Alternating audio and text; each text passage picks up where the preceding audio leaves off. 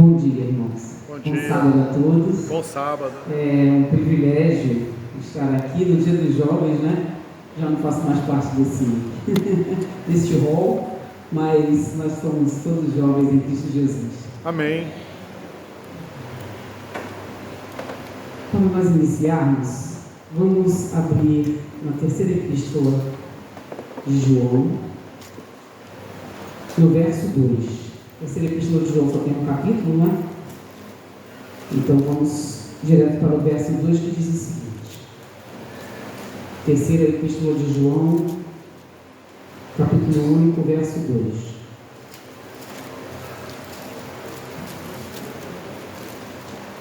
Amado, desejo que te vá bem em todas as coisas e que tenhas saúde, assim como bem vai a tua alma. Então, aqui nós vemos que se a pessoa tem saúde espiritual, ela tem saúde física também. Na verdade, o mais importante é ter saúde espiritual, porque ainda que a gente não tenha, que a gente tenha algumas debilidades, algumas deficiências, algum problema físico, se nós temos saúde espiritual, nós temos esperança, nós temos bom humor, nós temos otimismo, não é? Porque muitas vezes, mesmo na doença, nós não necessariamente temos que estar na tristeza. Mesmo doentes, nós temos que ter otimismo. Eu fico pensando nas pessoas que não têm fé, que não têm Cristo, que não têm, né, a esperança que nós temos, a esperança que nos move. A pessoa que não tem fé, não tem a esperança que nos move, quando está doente, quando perde um ente querido, deve ser muito pior. Eu não sei porque, né, eu tenho fé e eu tenho esperança, mas a gente tira pela gente mesmo. Quando a gente perde alguém, quando a gente está doente, a gente que tem esperança e fé já é complicado, imagina para quem não tem. Nós vamos abrir as nossas Bíblias, continuar com elas abertas, mas agora nós vamos para Mateus capítulo 25. Por que eu escolhi Mateus capítulo 25? Eu não sei. Quando eu conversei com a Vânia, né, nós conversamos a respeito de mensagem de saúde. Eu falei para ela que eu tenho uma mensagem de saúde, mas que geralmente é mais apropriada para a tarde, mas que eu ia buscar uma mensagem de saúde para amanhã. Mas ontem fiquei com essa impressão de que nós precisamos falar a respeito das 10 virgens. Nós precisamos falar primeiro do preparo. Primeiro nós precisamos falar do preparo, para depois a gente entender como é que a gente se prepara. Então vamos abrir Mateus capítulo 25, a partir do verso 1 diz o seguinte: então o reino dos céus será semelhante às 10 virgens que, tomando as suas lâmpadas, saíram ao encontro do esposo. Vamos contextualizar isso daqui. O casamento na época de Jesus, o casamento judaico, o casamento oriental, ele era feito da seguinte forma: o noivo se comprometia com os pais da noiva e ele tinha 1 ano para poder preparar uma casa para eles irem morar, né? Tinha 1 ano para isso.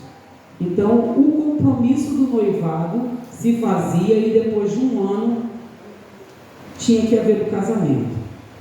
Nós temos um conselho da irmã White, e eu acho que é um conselho muito apropriado, só fugindo aqui um minutinho, de que o namoro e o casamento devem levar 2 anos. 1 ano de namoro, 1 ano de noivado e depois casar. A gente tem visto jovens hoje em dia, com 6 meses está querendo casar, não é? Só que cientificamente é provado que a paixão, aquele momento da paixão, aquele período da paixão, é o período em que a gente não vê defeitos. Os jovens precisam estar atentos a isso, né? O período da paixão, a fulana só tem predicados e o fulano também só tem predicados. né? Não tem uma falha, não tem um defeito. E quando tem um defeito, mas isso aí é coisa mínima. Só que depois de 2 anos, irmão, cientificamente provado, a paixão passa. E quando a paixão passa, fica o amor ou não. O amor, ele supera várias coisas, a paixão não supera. Então, se você se casa com menos de 2 anos, enquanto você ainda está apaixonado, a tendência de um casamento não prosperar é muito grande, né? É muito grande. Nós sabemos que tem casamentos que duram, né? Apesar de terem sido muito rápidos, mas é uma raridade. Então, era assim que era feito. O jovem se comprometia com a moça, com a família da moça, e tinha 1 ano para se preparar. Depois de 1 ano, havia um cortejo.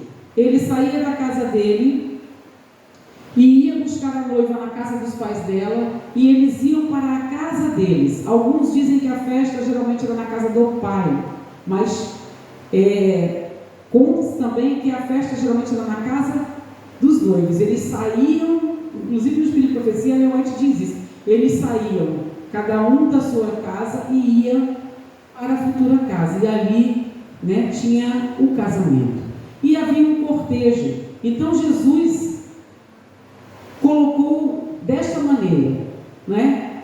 Cada um sai de onde foi criado, da religião onde foi criado, do lugar onde foi criado, e se encontra na casa que vai ser sua casa futura. Então diz assim, saíram ao encontro do esposo, aquele cortejo, né? Verso 2 diz o seguinte: 5 delas eram prudentes e 5 loucas. As loucas, tomando as suas lâmpadas, não levaram azeite consigo, mas as prudentes levaram azeite em suas vasilhas e com as suas lâmpadas. E tardando o esposo, tosquelejaram todas e adormeceram. Mas à meia-noite ouviu-se um clamor: aí vem o esposo, saí-lhe ao encontro. Então todas aquelas virgens se levantaram e prepararam as suas lâmpadas. E as loucas disseram às prudentes: dai-nos do vosso azeite, porque as nossas lâmpadas se apagam. Mas as prudentes responderam, dizendo: não seja caso que nos falte a nós e a vós, e diante aos que vendem, comprai para vós. E tendo elas ido comprá-lo, chegou o esposo, e as que estavam preparadas entraram com ele para as bodas, e fechou-se a porta. E depois chegaram também as outras virgens, dizendo: Senhor, Senhor, abre-nos a porta. E ele respondendo, disse: em verdade vos digo que não vos conheço. Vigiai, pois, porque não sabeis o dia nem a hora em que o Filho do Homem há de vir. Então a gente tem vários elementos aqui nesta parábola. Nós temos o noivo, nós temos a noiva, nós temos as virgens, e nós temos um elemento muito interessante aqui que a gente precisa estar atento. Mas vamos aqui destrinchar. Verso 2, verso 1, perdão. Então o reino dos céus será semelhante a 10 virgens que, tomando as suas lâmpadas, saíram ao encontro do esposo. Vamos pular aqui um pouquinho para 2 Coríntios capítulo 11, verso 2. Quem são as virgens? A gente que tem mais tempo na igreja, a gente sabe, né? Mas vamos provar aqui. Quem são as virgens? 2 Coríntios capítulo 11, verso 2 diz assim: porque eu estou zeloso de vós, com o zelo de Deus. Isso aqui diz o apóstolo Paulo, né? Porque vos tenho preparado para vos apresentar como uma virgem pura a um marido, a saber, a Cristo. Paulo preparava quem? Paulo preparava a igreja, não é? Então Paulo preparava a igreja para se encontrar com Cristo. Então as virgens estão aqui para fazerem um cortejo, para saírem ao encontro do noivo. 5 delas eram prudentes e 5 loucas. As loucas, tomando suas lâmpadas, não levaram azeite consigo. Zacarias capítulo 4, a partir do verso 1. Zacarias, lá no final do Velho Testamento.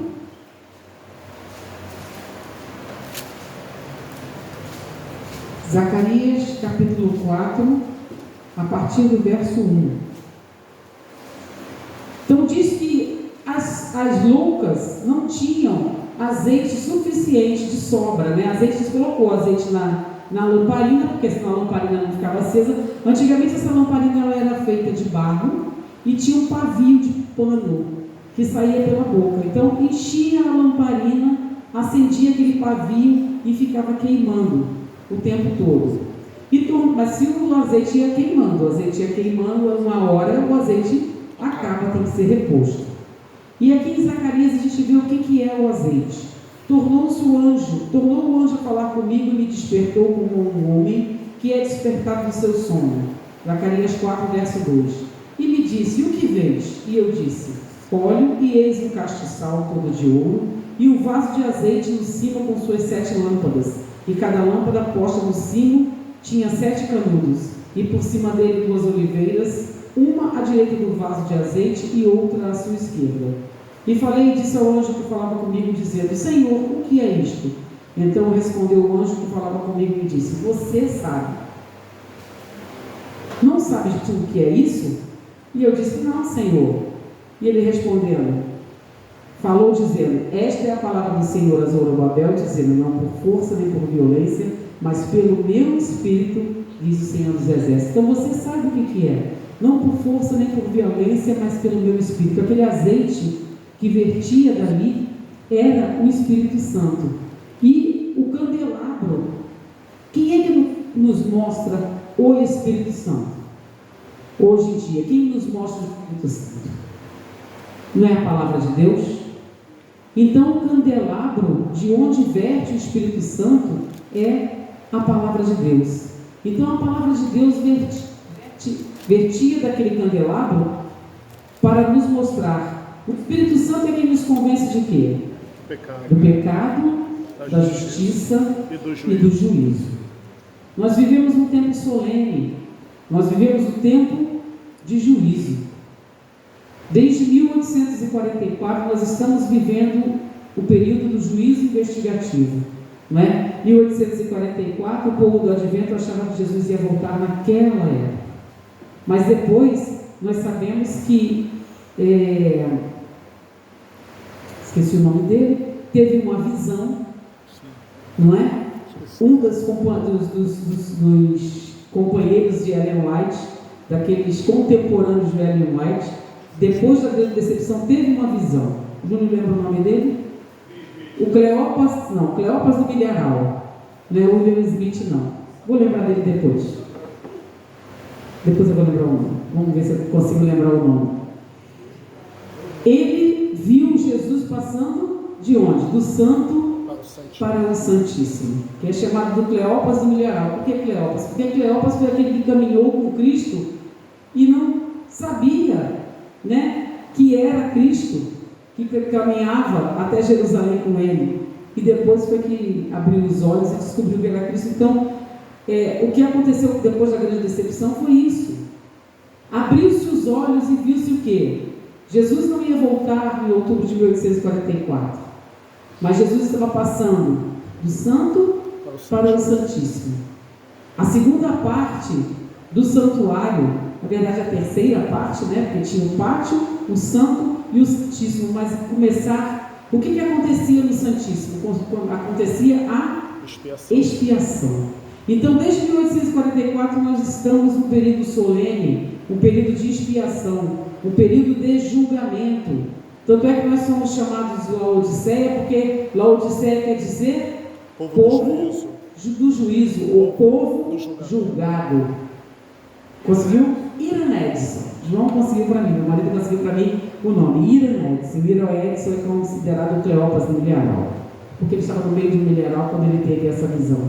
Então, a gente vê aqui que nós precisamos do Espírito Santo. As prudentes, verso 4, levaram azeite em suas vasilhas com as suas lâmpadas. Salmo 119, 105 diz o quê? Lâmpada para os meus pés e luz para o meu caminho. Então aquele castiçal em Zacarias, ou a lâmpada na mão das virgens, é a palavra de Deus. Então, irmãos, a gente tem aqui dois tipos de virgens. nécias, né? Ou as imprudentes, elas eram falsas? Não, elas não eram falsas porque elas eram chamadas de virgens. Se elas fossem falsas, elas seriam chamadas de quê? De prostituta, como tem lá em Apocalipse. Então, todas eram virgens, todas tinham recebido a palavra de Deus. O problema das virgens nécias para as virgens prudentes é aquele lance que a gente vê por aí de uma vez salvo, salvo para sempre. Eu recebi a palavra do Senhor, eu me batizei e agora está tranquilo, basta eu ficar esquentando o banco da igreja. Outra coisa, irmãos, essa parábola aqui, ela não está falando, quando se fala de virgem, a gente vê lá dos 144 mil, diz que não se contaminou com mulheres. Então, quando a gente fala de virgens, são pessoas que seguem uma doutrina verdadeira, são pessoas que seguem a palavra de Deus, não doutrinas falsas, doutrinas errôneas, doutrinas erradas, não. Então, essa parábola aqui, a gente pode tomar literalmente para o adventista do sétimo dia. Muitas vezes a gente quer achar que as virgens nécias, elas são de outra denominação, mas na verdade não, porque elas são virgens, então elas têm uma doutrina pura, não é? Tem uma doutrina, porque o que acontece, irmãos? Muitas vezes as pessoas não gostam de adventista também, não gostam de falar de doutrina pura, mas a doutrina é pura. Os membros da igreja é que não são. Nós somos todos falhos, todos pecadores, mas não é porque eu sou falha, eu sou pecadora, que a palavra de Deus é falha e pecadora. A palavra de Deus é pura. Amém. Se eu não sigo, isso daí não invalida o Espírito Santo, não invalida o castiçal, não invalida a lâmpada. Isso invalida a mim, como virgem, não é? Então a gente vê aqui que a palavra de Deus, a lâmpada ou o castiçal não é a palavra de Deus. Então não basta a gente entrar para a igreja, se batizar e continuar da mesma maneira, ou entrar para a igreja, se batizar e não buscar mais a palavra. Eu já sei o suficiente, o que eu sei é o que dá para o gasto do Senhor me levar para o céu. Então essa parábola aqui a gente vê exatamente isso, que não é assim que funciona. Verso 5 diz: e tardando o esposo, tosquenejaram todas e adormeceram. Abacuque 2:3. Vamos lá de novo, lá para o final do Velho Testamento, para o livro de Abacuque. Abacuque 2:6.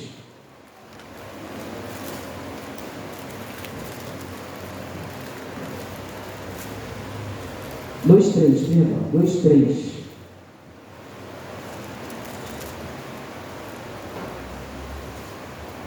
Vamos ver a partir do verso 1 que diz assim, sobre minha guarda estarei e sobre a fortaleza me apresentarei, e vigiarei para ver o que fala comigo e o que eu responderei quando eu for arguido. Então o Senhor me respondeu e disse: escreve a visão e torna-a bem legível sobre tábuas, para que possa ler o que correndo passa. Porque a visão é ainda para o tempo determinado, e até o fim falará, e não mentirá. Se tardar, espera-o, porque certamente virá e não tardará. Então o que acontece? Aquele cortejo daquelas virgens estavam esperando o noivo, sabia que o casamento ia acontecer, só que houve um problema, houve um probleminha na questão literal.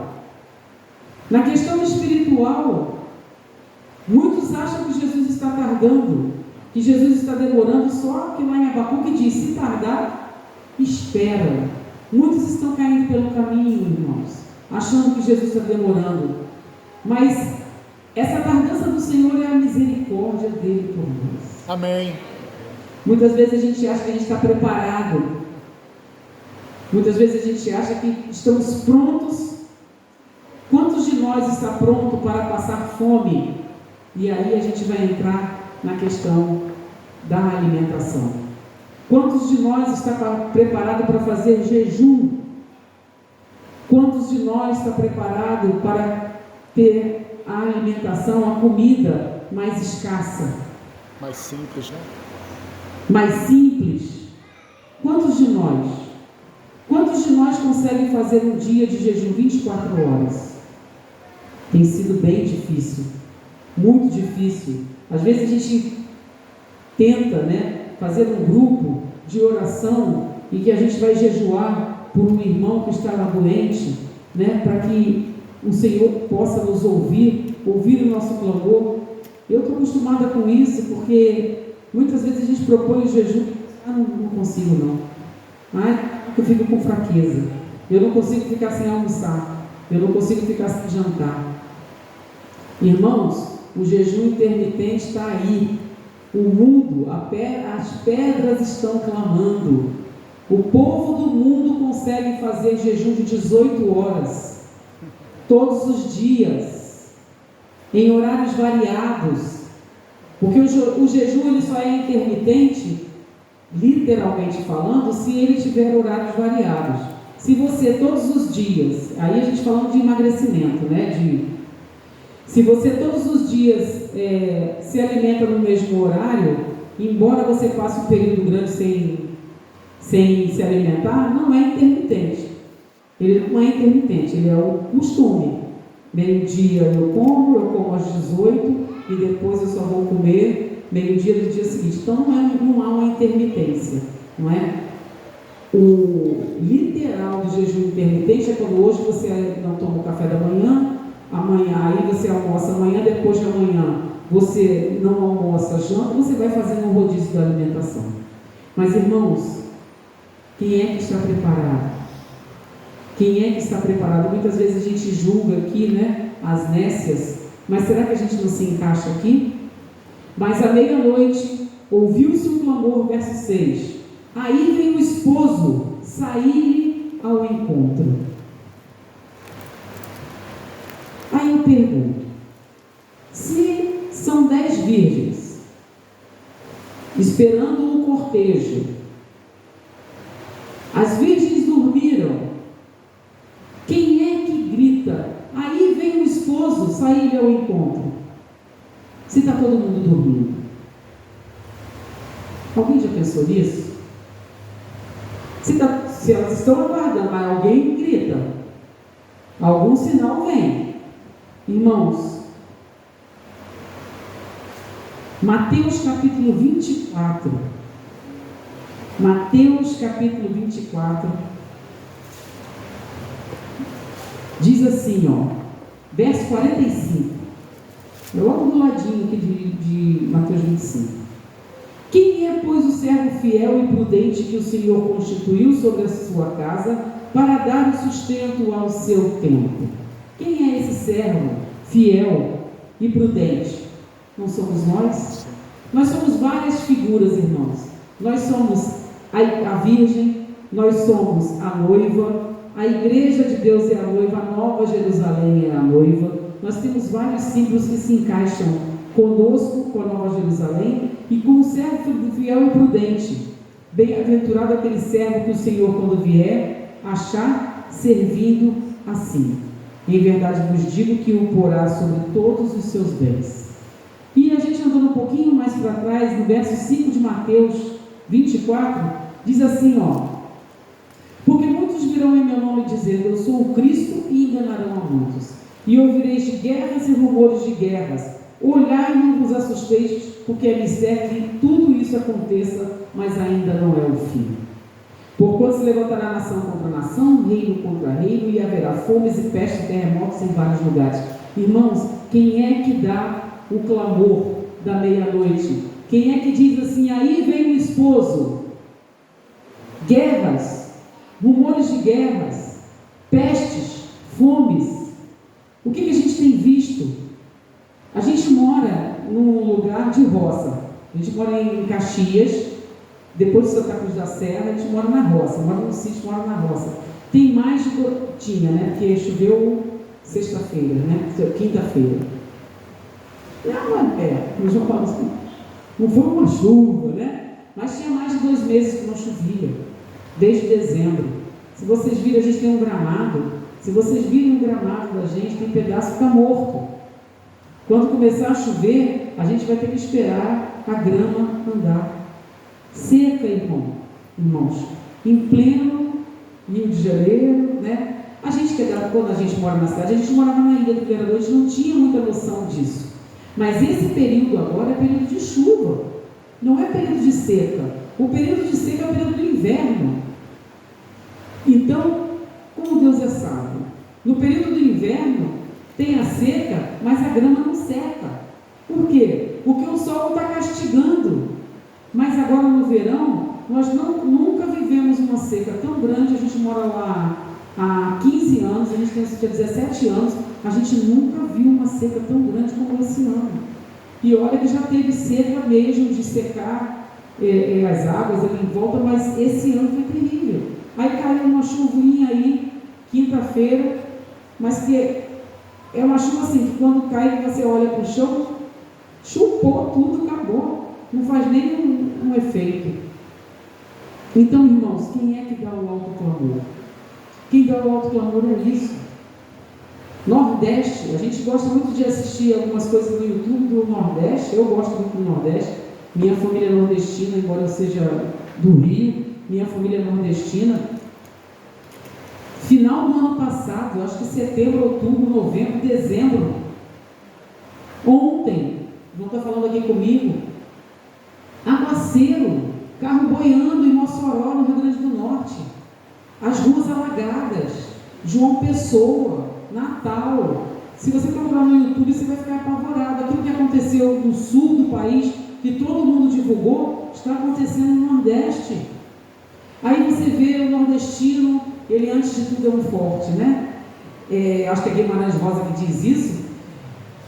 Quando a chuva começa, ele perdava e eles louvando a Deus porque está chovendo. Só que, irmãos, inundou como aconteceu no Rio Grande do Sul. E aí a gente vê terremoto, e a gente vê guerra. Está lá a guerra da Ucrânia com a Rússia. O Trump está tentando ali, né? Aí está o que aconteceu lá com o Hamas, com o povo de Israel. Estão tentando também, resgatando pessoas para terminar com aquilo ali. Irmãos, o alto clamor é isso daí, e a gente está dormindo.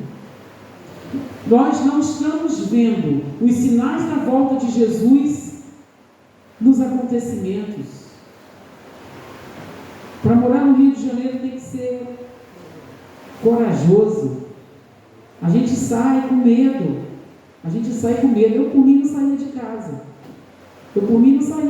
Lá com o meu sossego, com o meu canto, né? No máximo ir ali no bairro fazer compra e voltar. Mas a gente precisa viver. A gente precisa sair. A gente sai com medo. Sai com bastante medo. Então, irmãos, quem grita, o esposo está vindo, são os acontecimentos. E a gente não está se preparando. A gente não está prestando atenção. A gente está dormindo. Dormindo por quê? Porque o inimigo, ele é sagaz. O diabo não brinca de ser diabo e a gente está brincando de ser cristão. Verdade. Porque ele não vem com as coisas de uma vez só. O que é que está acontecendo? Nós estamos nos acostumando.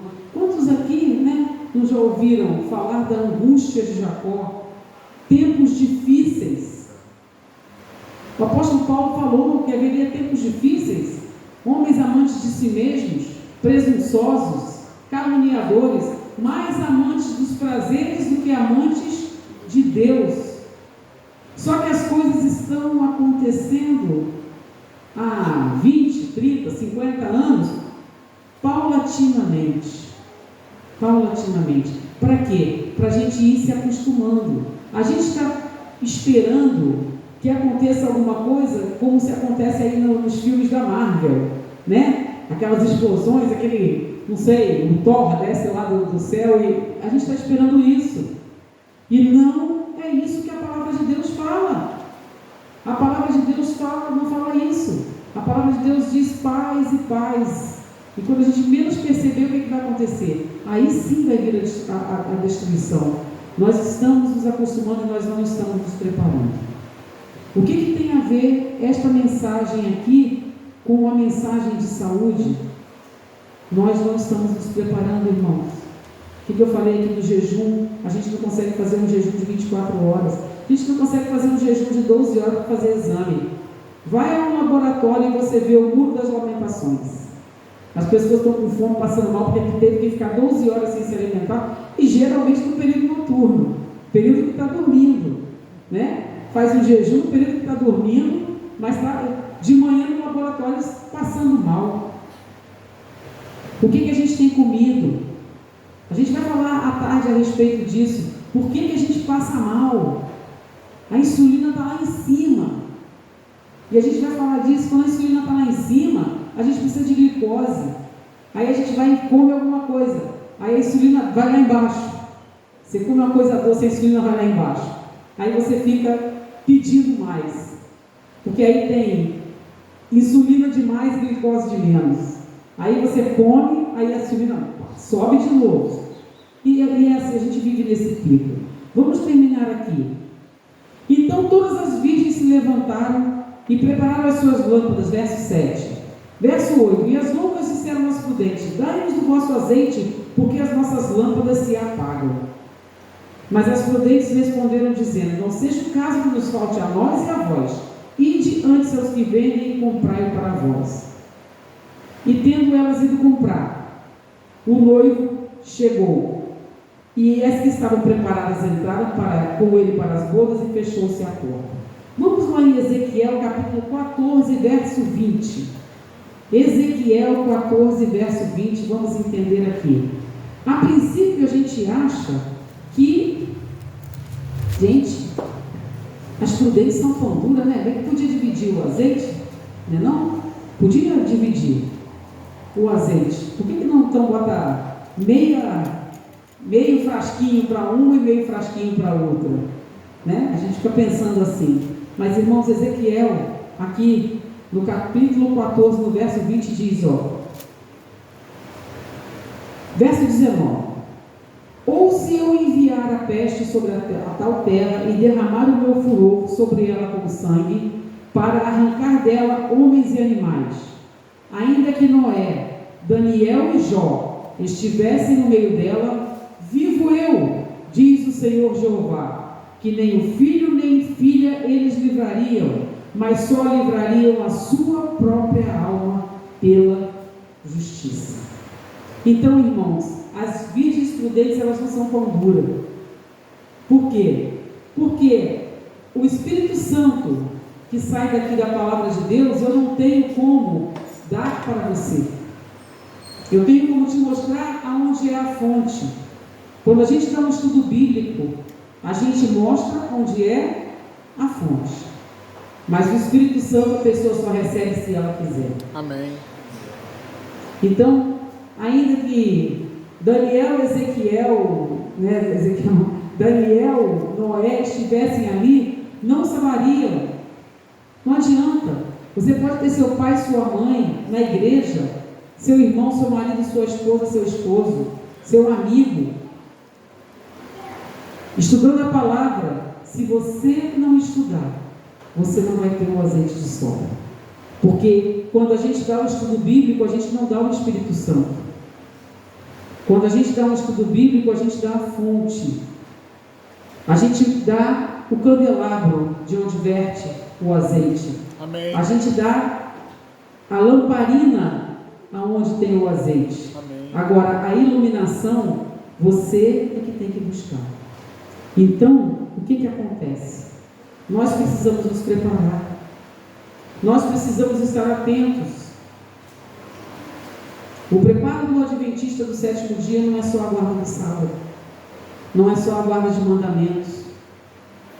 Nós temos vários mandamentos dentro da doutrina adventista. Por que é da doutrina adventista? Não, porque é a palavra de Deus.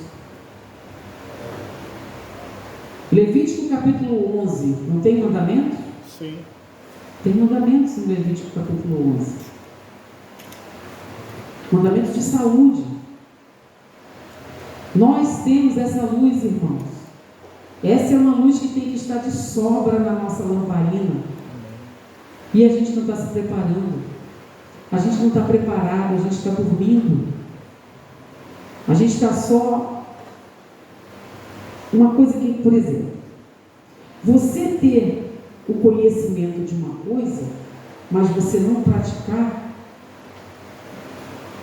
aquela coisa faz efeito na sua vida?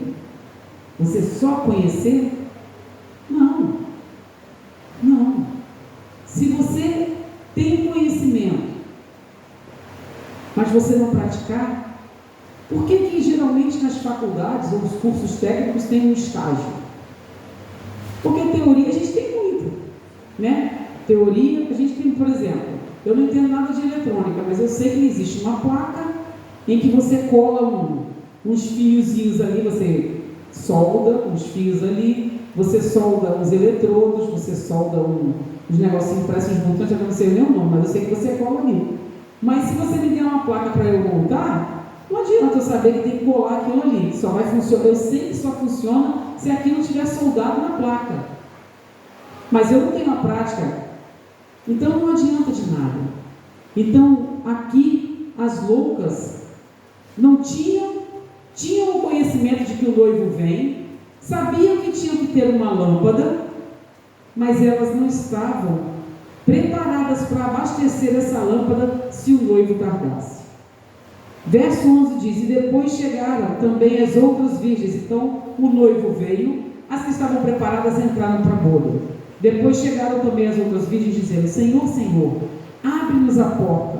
E ele respondendo disse: em verdade vos digo que não vos conheço.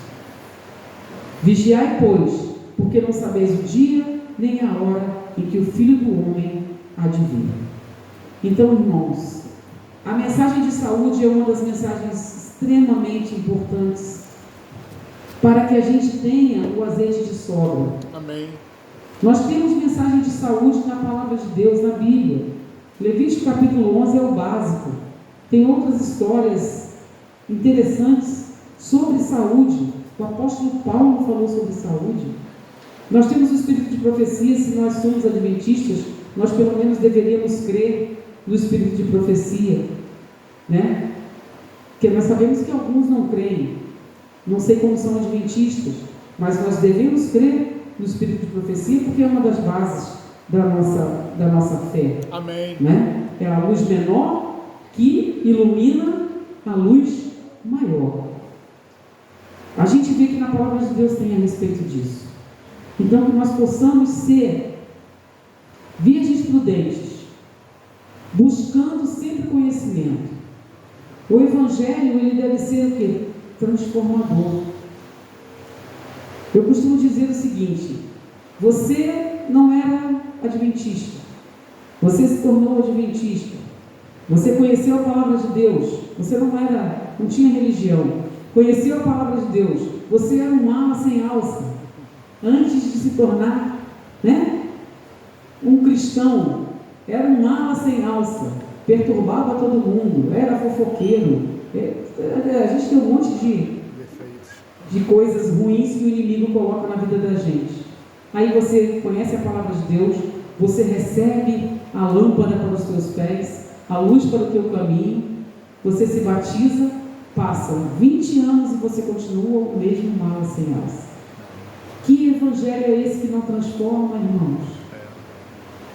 Não pode ser. A palavra de Deus, ela é eficaz, ela é uma espada de 2 gumes, não é isso? Então, que a gente possa colocar em prática, dia a dia, a santificação. A irmã White diz que a santificação, ela é um caminhar.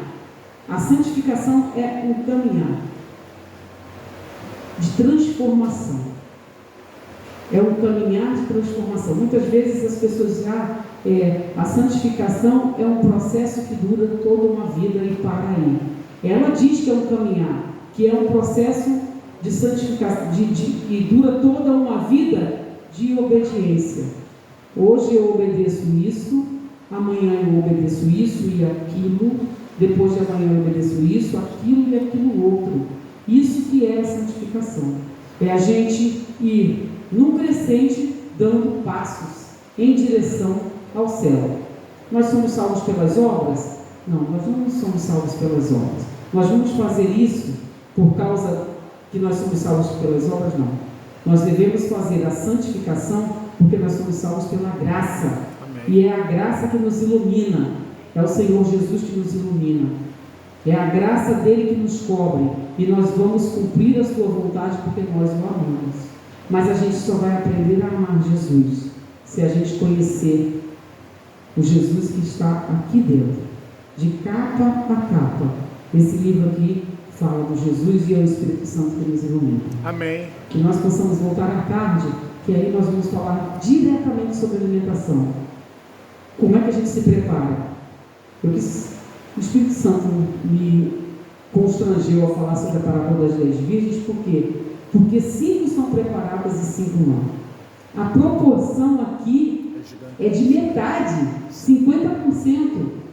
E se a gente olhar para a igreja, irmãos, a gente tem que ser realista. São 50% que estão preparados?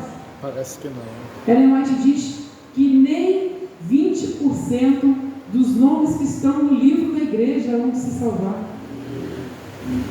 Isso aí é terrível.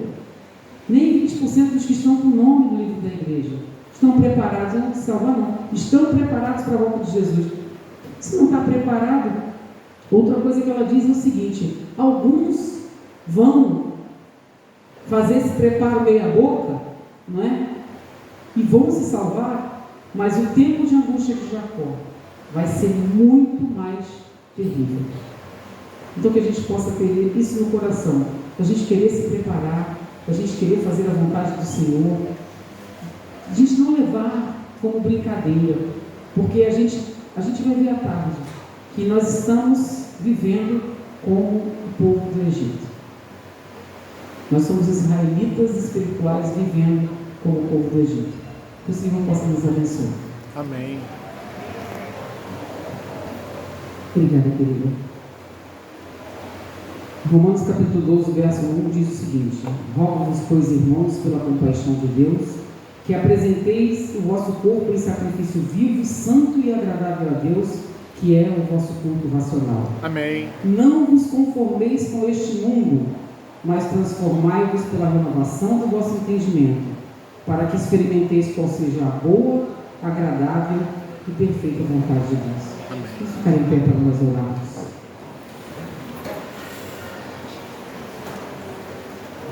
Louvado e engrandecido seja o teu nome, Adonai. Sempre assim. Nós queremos te agradecer porque a tua palavra ainda está em nossas mãos, para que nós possamos aprender o caminho que nos leva ao céu. Amém, Senhor. Que o teu Espírito Santo, Senhor, possa nos impressionar a cada dia, que nós possamos ser como as virgens prudentes, que temos o azeite de sobra, para que possamos sempre manter as nossas lamparinas acesas, Assim a nossa seja, fé, Senhor. a nossa esperança, o nosso desejo de estar no céu, sempre aceso, Senhor. Sempre termos nosso coração confortado pela Tua Palavra, e nós termos a certeza plena da Tua vida e podermos estar em pé quando o Senhor voltar para nos resgatar. Assim seja, Senhor. Resgata-nos, Senhor, deste mundo mau, deste mundo perverso. Fazer com que nós possamos ser santificados a cada dia para encontrarmos com o Senhor nos ares. Assim seja. Dá-nos a Tua paz, dá-nos um sábado na Tua presença, perdoa os nossos pecados, nós te pedimos no doce e precioso nome de Jesus. Amém.